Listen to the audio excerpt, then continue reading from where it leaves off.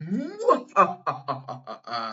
Salut tout le monde, je me présente, je suis le mal incarné. Ici Manu Arts, bienvenue sur la chaîne du Miraculeur. Aujourd'hui, on va faire un top 5 des meilleurs méchants de Miraculous et je crois que c'est les 5 seuls méchants de Miraculous, puisqu'évidemment, on ne va pas parler de Madame Tsurugi, parce que ses intentions sont beaucoup trop mystérieuses. Pour cela, il faut voir la suite de la série pour savoir quelles sont ses réelles intentions pour essayer de voler les Miraculous de la coccinelle et celui du chat noir. Quoique j'ai quand même une théorie comme quoi elle veut récupérer les Miraculous de la coccinelle et celui du chat noir pour réaliser le souhait ultime de récupérer son mari, à l'instar de Gabriel qui veut récupérer sa femme. Pour cela, je vous mets la vidéo qui se retrouve dans le i, qui se retrouve non, qui se retrouve juste à droite, à droite, à droite, à droite de la vidéo. Et on ne va pas parler non plus des aquatisés parce que sinon ce serait hyper répétitif. Et on ne va pas parler non plus de Audrey Bourgeois parce que elle n'en veut pas spécialement à nos deux héros, hein. Elle est là, elle est méchante, mais à part ça, voilà quoi. Mais bon, allez, on va commencer tout de suite par le numéro 5. Nathalie Sanker, aka Mayura. Alors, Nathalie Sanker, aka Mayura, c'est un cas un peu particulier. Parce qu'en fait, elle est méchante. Enfin, au début, enfin, là, dans la saison 2, elle est au courant des agissements de Gabriel Agreste en tant que papillon, depuis déjà le tout début, hein, apparemment, puisque dans la saison 2, quand on révèle l'identité secrète du papillon aux spectateurs, ben, à la fin de l'épisode, on dévoile aussi que Nathalie Sanker est au courant de l'identité du papillon et l'emplacement de son repère. Donc déjà, on va dire que c'est peut-être une bonne méchante, mais au fur et à mesure que la série avance, on découvre un peu plus sur les réelles intentions de Nathalie Sanker dans son rôle de super vilaine. Parce que oui, elle devient une super vilaine à part entière à partir de la fin de la saison 2, quand elle endosse le masque de Mayura. Sinon, elle est juste qu'un soutien à Gabriel. Mais c'est parce qu'en fait, elle est, on va dire, amoureuse de Gabriel. Bon, c'est pas totalement confirmé, mais c'est sous-entendu qu'elle est amoureuse de Gabriel et qu'elle est prête à tous les sacrifices pour lui, quoi. Mais bon, je veux dire, si t'es amoureux d'un garçon, le truc à faire, ben, ce serait de dire, si le garçon vient de perdre sa femme, ce serait peut-être de penser à autre chose que d'essayer de la ramener. Mais bon. Mais bon, et justement, au début de la saison 5, elle dit, oui, t'as complètement perdu la raison, ton obsession pour Ladybug et Chat Noir chamboule tout, je te déteste, tout ça, tout ça. Et après, au fur et à mesure que la saison 5 avance, c'est si je suis là, je suis uniquement pour protéger Adrien de vous et tout ça. Donc voilà, le problème c'est qu'elle est amoureuse de Gabriel, mais c'est pas réciproque, quoi. Et c'est justement pour ça qu'on l'adore, ce personnage de Mayura, de Nathalie Sanker. C'est parce que c'est une personnage attachante, une vraie figure maternelle pour Adrien, et pour moi, c'est un vrai visage de soutien pour Gabriel. Mais le problème, c'est que Gabriel, lui, il ne pense qu'à obtenir les Miraculous de la coccinelle et celui du chat noir pour réaliser son souhait ultime de ramener sa femme à la vie. Bon, jusqu'à évidemment la fin de la saison 5 où il décide finalement de se suicider pour sauver la vie de Nathalie. Donc ça, voilà. Bon, allez, on va parler du cas Gabriel plus tard. Numéro 4, Chloé Bourgeois. Alors, pourquoi elle est située si bas dans le classement? Alors que c'est vraiment une vraie méchante, quoi. C'est une vraie peste qu'on adore foutre des baffes, quoi. Voilà, Chloé Bourgeois, c'est un personnage qu'on adore détester. Mais si elle est classée si bas dans le classement, c'est uniquement pour une seule chose. Déjà, elle est méchante par un pur plaisir purement sadique, ça ok, mais le problème c'est que c'est pas ça, hein. Le problème c'est qu'elle est née comme ça. Sa mère est elle-même une méchante parce qu'elle respecte déjà son mari à peine et qu'en plus elle a abandonné sa fille, quoi. Donc du coup, elle est née comme ça, elle restera méchante et elle n'aura aucune arc de rédemption. Alors pourquoi est-elle classée si bas dans le classement, me direz-vous? Eh bien, déjà pour deux choses. La première, c'est qu'elle pourrait avoir un arc de rédemption. Le problème, c'est que ça n'a jamais eu lieu, hein. Au fur et à mesure que la série avance, Chloé, elle devient une psychopathe qui n'arrête pas de pourrir la vie à Marinette. Un peu comme tous les tyrans faits dans le monde, quoi. Et deuxième chose, et non des moindres, c'est aussi le fait qu'elle n'a aucune arc de rédemption. C'est dans son élevage, quoi. Ça vient de sa mère. C'est ça le problème. Elle est méchante et elle restera méchante jusqu'à ce qu'elle se fait bannir de Paris et sera donc bannie à New York avec sa mère. Donc voilà, il n'y a rien à dire. Chloé, c'est une méchante qu'on adore détester. Et si elle est classée aussi bas dans ce classement, c'est qu'elle aurait pu avoir un arc de rédemption. Mais le problème, c'est que ça ne s'est pas fait. Et le problème, c'est qu'elle a été punie pour ses crimes. Elle ne peut plus vivre à Paris. Elle vit maintenant à New York. Numéro 3, Félix Fadum, a.k.a. Argos. Eh ouais. Mais vous me disiez, mais quoi, Félix Fadum, c'est pas vraiment un vilain? Eh ben d'abord si. Parce que Félix, figurez-vous, c'est un peu le anti-Adrien de Miraculous.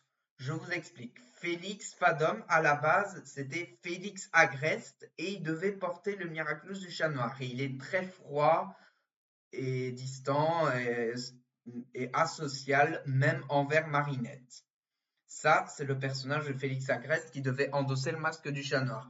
Puis, on a eu Félix Graham de Vanilly. Enfin, le Félix qu'on connaît maintenant, quoi. Il s'appelait encore Félix Graham de Vanilly, puisqu'il portait le nom de sa mère, puisqu'on ne connaît pas le nom de son père jusqu'à l'épisode Multiplication. Et c'est un peu l'anti-Adrien, parce que dans le premier épisode où il apparaît, il fout déjà la merde en étant responsable non pas de une ni de deux, mais de trois acclimatisations de collégiens, Alia, Rose et Juleka, si je ne me trompe pas. Et après, dans sa deuxième apparition, donc dans l'épisode Gabriel Agreste, eh ben, c'est révélé au spectateur qu'il est en réalité un sentimonstre et que ses intentions sont légèrement floues en fait, hein. Il a de la haine artisante contre notre Gabriel Agreste qui est, bien évidemment, je vous rappelle, le méchant principal de l'histoire. Il veut à tout prix récupérer le Miraculous du Pan. Et attention, uniquement le Miraculous du Pan. Bon, même si je comprends pas pourquoi dans la première partie du final, il prend les copies du Miraculous du Pan et du Papillon. Mais il veut uniquement le Miraculous du Pan.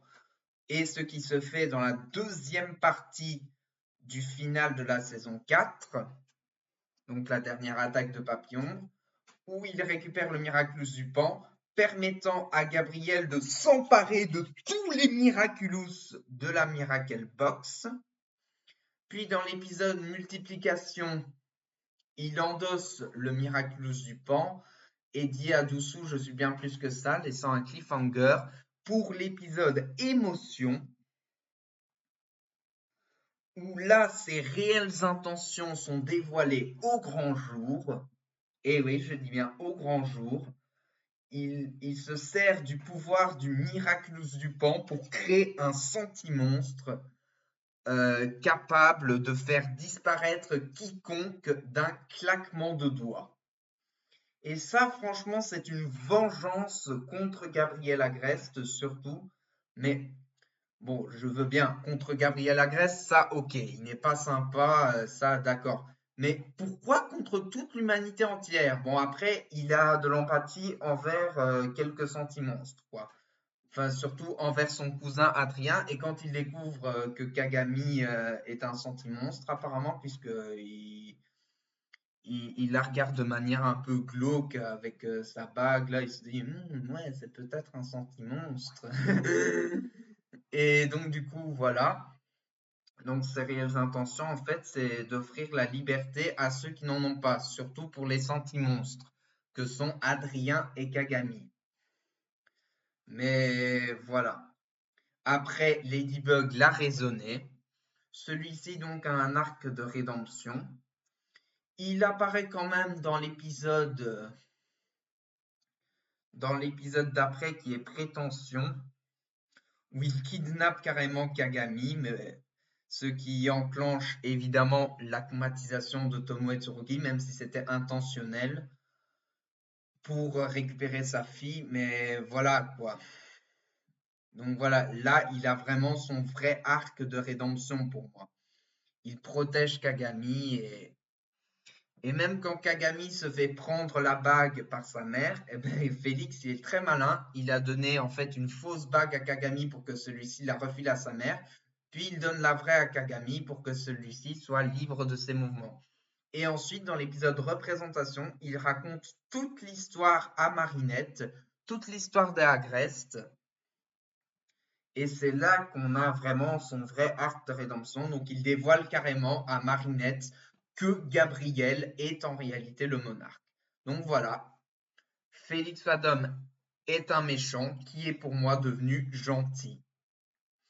Et c'est pour ça qu'il est classé si haut dans ce classement. Ses motivations, c'est la liberté des sentimonstres qu'il est et que les autres sont, comme son cousin ou la fille dont elle a le béguin Kagami.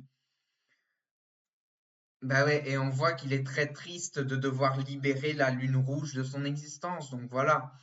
Mais bon, voilà, on passe tout de suite au numéro 2, Gabriel Agreste, a.k.a. le papillon, a.k.a. le papillombre, a.k.a. monarque. Gabriel Agreste, le méchant principal qu'on adore tous, avec des motivations de fou. Il veut récupérer les Miraculous de la coccinelle et celui du chat noir pour ramener sa femme, sa défunte femme, Émilie Agreste, à la vie. Émilie, gramme de vanille, hein, pour ceux qui préfèrent.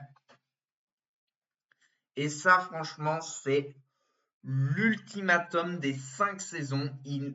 Il essaye à chaque fois d'utiliser des personnes acclimatisées. Il essaye à chaque fois d'acclimatiser des citoyens innocents en super vilains pour qu'il récupère les miraculous de la coccinelle et du chien noir pour lui. C'est un menteur et un manipulateur très rusé. Alors pourquoi seulement en deuxième position, me direz-vous?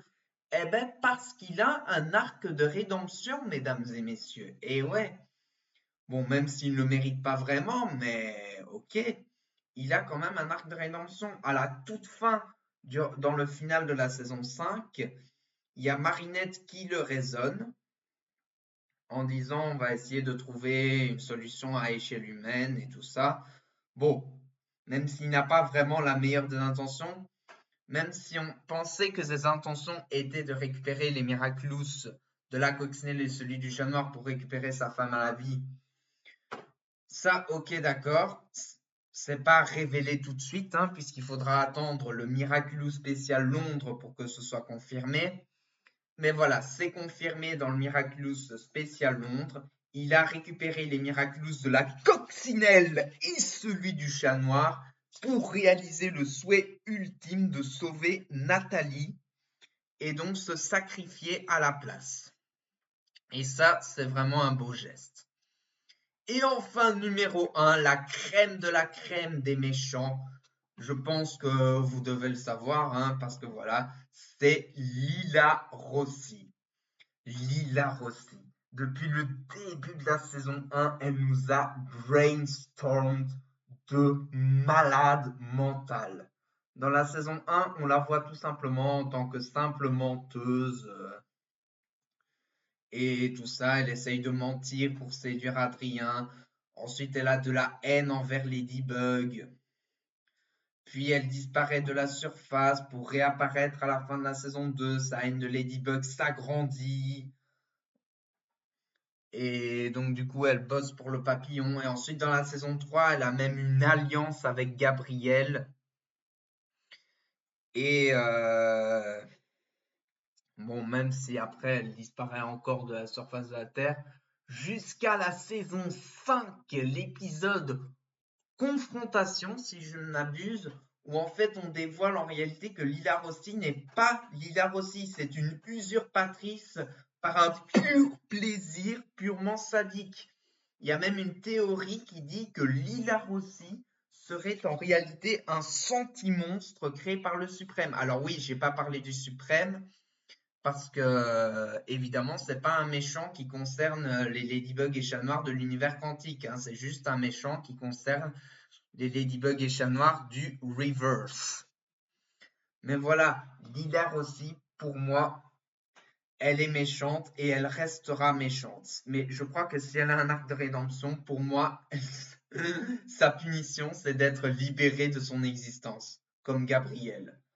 Bon, même si Gabriel, lui, il a fait pour sauver Nathalie, mais elle sera libérée de son existence pour rien, quoi. Donc, ce sera parfait aussi.